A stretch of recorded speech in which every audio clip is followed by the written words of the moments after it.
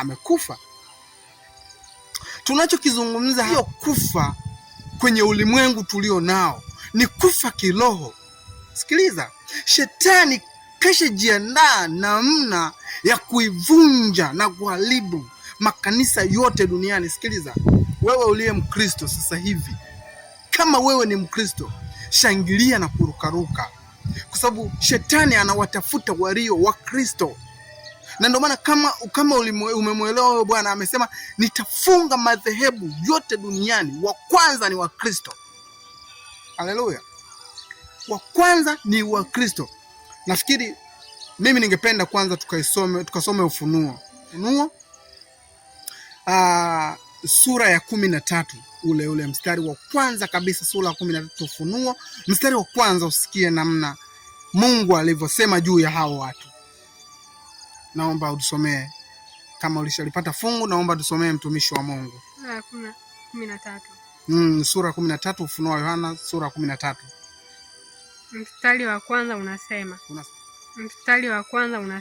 Unasemaje mtumishi? Kisha nikaona mnyama akitoka katika bahari. Mwenye pembe 10. Na vichwa 7.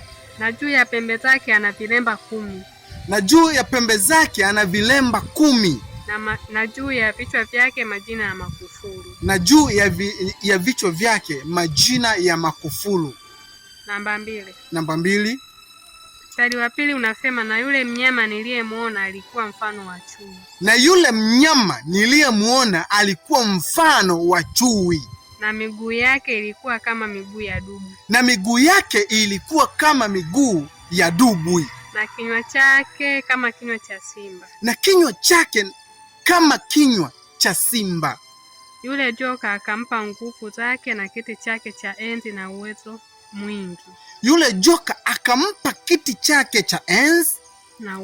Na uwezo wake mwingi.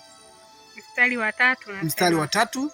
Nikaona kimoja cha vichwa vyake kana kwamba kimetiwa jeraha la mauti.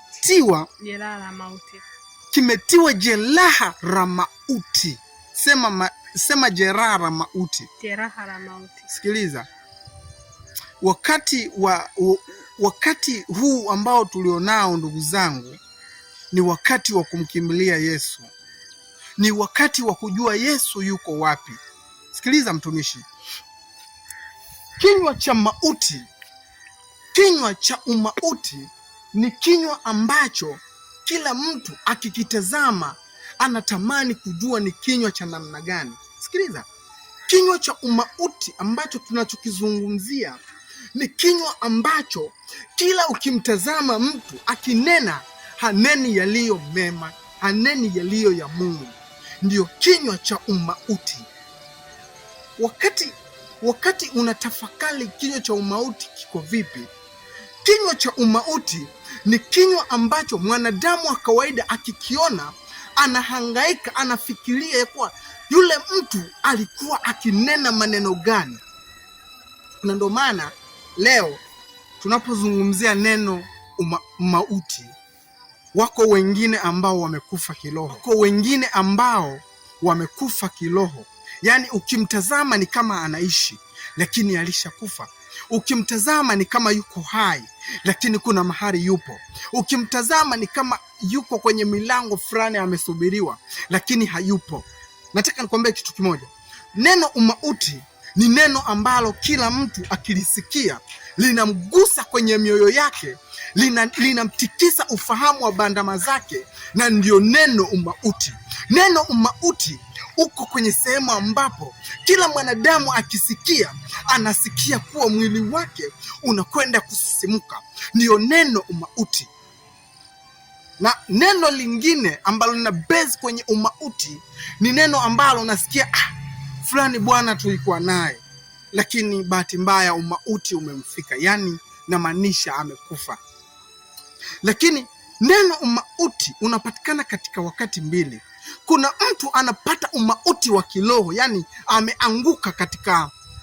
ameanguka katika wokovu, na huo pia ni umauti. Sikiliza, Unapoanguka kwenye umauti, ina maana umeanguka kwenye uokovu.